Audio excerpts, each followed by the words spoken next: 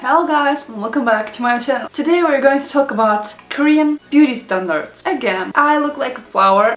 Actually, I need it for something else, but I thought since we're talking about K-beauty, let's make myself beautiful as well. It is so crazy that my video about Korean beauty standards, the first one, has already more than 10,000 views, which is so incredible. Every day I have like about 30 more clicks at least. I was like, whoa, that's a good business. Why don't I do a second part? That's why I asked some of my friends who have been in Korea or live in Korea what the average opinion about beauty is in Korea, and there are some things I found which I have not mentioned in the other video. That's why this is going to be the part 2 of Are You Beautiful in Korea? But in this video I will also consider a little bit male beauty standards, so for girls and for boys what is beautiful. But I'll start with the general stuff and the more female standards, and this is first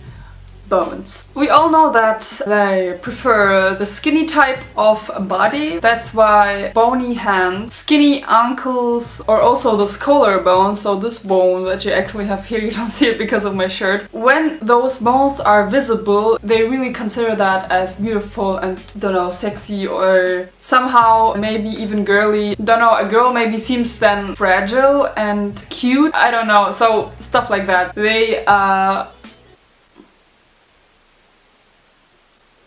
I have, oh my goodness, I have a ladybug above my window there. I just saw it and I'm like, where do you come from, my dear? Anyways, as long as it doesn't do shit, I leave it. So bones is a big word. Everybody's different, everybody is different, and at times even when you're skinny you don't always have bones. Your bone structure is different, and that's why people can struggle with losing weight and try to be so bony, and this is not really healthy at times. I mean, when you're not that type of person that shows bones easily, that's it. But that's just what they consider as beautiful in addition to when you were talking about being skinny. And we're moving on. Skinny and long legs. I mean, who doesn't like to have skinny, toned and long legs? I mean, all around the world we consider slim and toned legs as beautiful, but as I've been talking about the style already, they try to accentuate these legs. That's why they wear like short skirts or shorts or hot pants, and it's also about the arms, so slim arms is important. I mean, we see that K-pop idols girls mostly have really skinny arms. So no muscles, nothing, really skinny arms.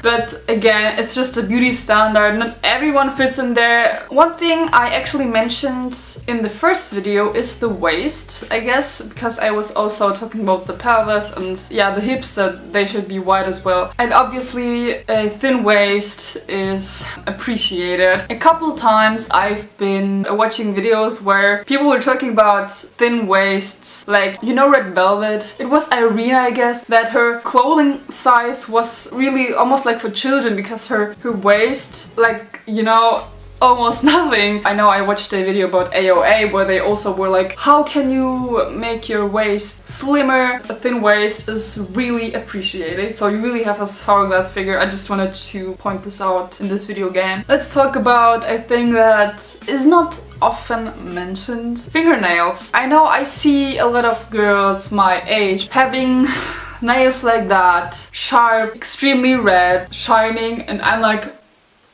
okay, how do you deal with them in your daily life? In Korea, fingernails should be not too exotic. So what I'm talking about is they do like nail art. But what my friend wrote me, I'll just read it out so I don't say anything wrong. Long shaped fingernails, but not actually long, like it's the form of the finger itself. What I understand by that, the shape of the fingernails should be still natural, but long, you know? Probably not even too long, like not not like that. Beautiful, accurate, and still the finger shape itself, so it's not like shark teeth. We are not to forget the face. I've been already talking about the V-line, but I want to go to the eyes once again. It's just a little point, but long eyelashes. And I think long eyelashes are appreciated all over the world. All over the world. I can't speak today. But I think especially when Asian people, or that's what I've seen a lot, that they don't really have the best eyelashes, I'd say. Just as they don't always have double eyelids. Yeah, just long eyelashes. Long, beautiful eyelashes. At least for girls. And how can I forget the skin? The skin.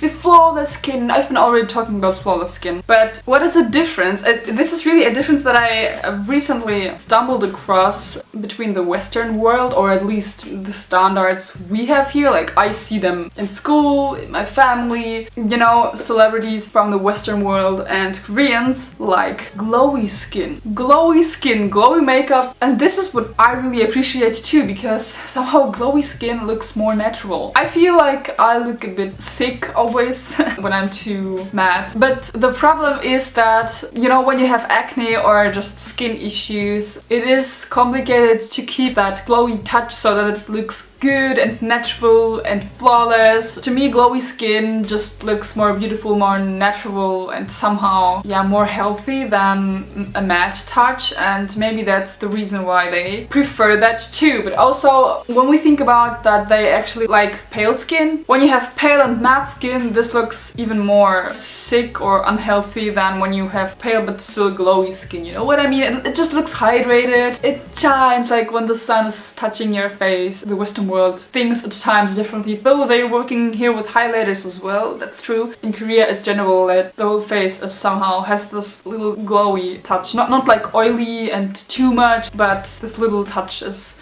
really appreciated. Now I want to talk about guys. My friends told me for guys it's pretty much the same as for girls, but of course not everything. As she said, what is really important, especially for guys, is good style. Style. Fashion is a big subject. I'm not going too much into detail right now. I'm just telling good style is important. And of course, guys should be skinny. Here comes the muscle problem in. You know, we see in Western worlds like those machines which have muscles like Hulk. Okay, not everyone, but we really like the muscles here. But in Korea, it's not really necessary. Like, it is appreciated when they have muscles. I mean, we all know Jimin's abs, or we think of Jungkook's thighs. We find that sexy.